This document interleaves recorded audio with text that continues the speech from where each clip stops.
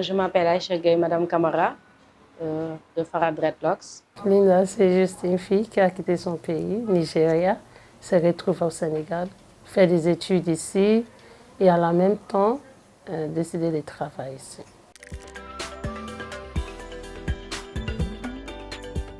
La coiffeuse, je n'ai pas appris. J'ai eu une licence professionnelle en journalisme et communication. Et deuxièmement, j'avais le même salon. J'ai étudié avec ISC, c'est à Médina. Et j'ai toujours le salon et j'ai décidé de faire plus d'études. À la même temps, je vais à l'école et je viens au salon. Alors, j'ai étudié avec Nelson Mandela, Université Nelson Mandela. J'ai fait mon master là-bas, master 1 et master 2, en marketing communication. En fait, moi, personnellement, je l'ai appris avec mon mari, Farah, et ses amis. Ils l'ont appris nulle part. Ils faisaient ça, c'était juste une passion. Ils faisaient ça puisqu'ils évoluaient dans le milieu de l'art. Donc, ils n'ont pas appris ça comme les autres salons. Il y en a qui l'ont appris, qui ont fait une formation avec la dame qu'on dit que c'est elle qui a développé les Sister Locks, la dame Dr. John Cornway. Par contre, nous, ce n'est pas le cas. On ne l'a pas appris. C'était juste une passion au début. On le faisait au fil, comme tout le monde, comme tous les Baïfal. Première différence, le dreadlocks est plus gros.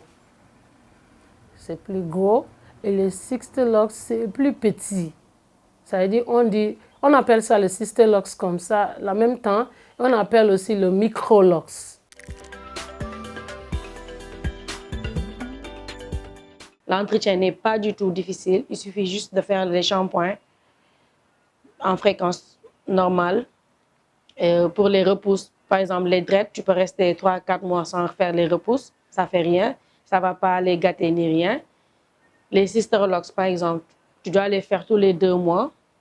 Après l'installation, après une installation, tu ne dois pas faire de shampoing le premier mois.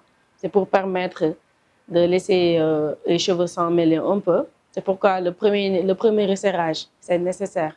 On ne doit pas le rater. Aussi, les sister locks aussi, c'est plus facile à entretenir que les micro locks. Ce sont les micro locks qui ont une petite difficulté d'entretien parce que c'est trop fin. La personne doit, par exemple, avant de se coucher, les tresser parce que sinon ça peut se défaire ou bien ça peut se couper. Donc, la personne doit, par exemple, avant de se coucher, les tresser. Le lendemain, défaire les tresses, respecter les shampoings et les fréquences de resserrage qui doivent se faire tous les 8 semaines. Donc, ce n'est pas pareil. Donc, on peut dire que c'est un escalier. Les locks, plus c'est fin, plus il y a beaucoup plus d'entretien. Oui, il y a 3 genres de sister locks. Il y a 3 genres. Premièrement, on parle de twist. Les twist, sister locks en twist. Il y a des gens qui ont déjà cheveux nappis, même si tu n'as pas cheveux nappis, mais tu fais en twist. Ça peut durer au moins 1 an à 2 ans. Et après, tu peux enlever. Et il y a d'autres qui utilisent les crochets comme ça. C'est qu'il y a une bouche, ça, je passe à ce moment. C'est qu'il y a une bouche pour faire. Quand tu fais avec ce qui a une bouche là, et avec le cheveu, le mélange de cheveux, comme j'avais fait hier, je ne sais pas où j'avais gardé, et donne-moi ça. Comme ceci là, ça c'est un cheveu. Et tu prends tes crochets et tu fais le système avec votre cheveu comme ça pour avoir cette genre de locks, les sister locks. Ça, on ne va jamais détacher. C'est impossible de détacher ça. Mais bon, quand vous faites avec le twist, avec le cheveu et après tu resserres en bas, ça tu peux détacher. Et aussi, on fait les sister locks aussi. Tu peux faire les nattes, les petites nattes comme petites life. Et après tu resserres en bas. Ça même c'est difficile de détacher. Ça veut dire qu'on a ce qu'on peut détacher, on a ce que c'est possible, probabilité c'est entre c'est possible ou pas possible de détacher. Et on a ce qu'on peut détacher. Ça va les 3 façons de sister locks. Pour les enlever, ça dépend. Par exemple, une personne qui quand il faisait l'installation, avait les cheveux défrisés.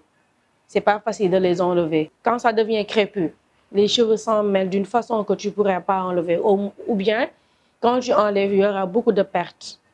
Mais si par exemple, c'est une personne qui avait les cheveux nappis, c'est plus facile à défaire. Nous avons une technique pour défaire ça. On te fait un traitement que tu fais la veille. Le lendemain, tu reviens et on défait les locks.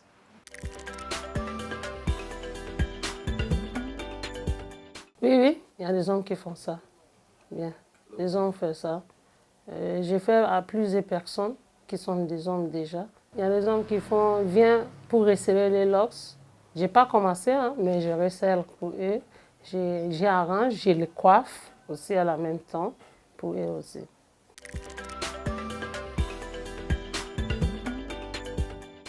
Ma spécialité, je peux dire, en tant que coiffeuse, il faut que tu connais tout. Spécialité, c'est en tout, en fait.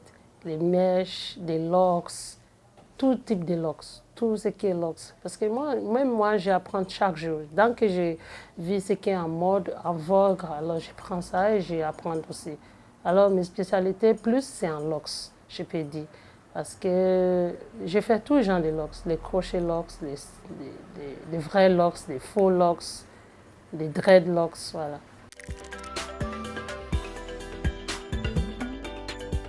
Nous encourageons aussi tous les autres salons qui font ce métier parce que ce n'est pas évident.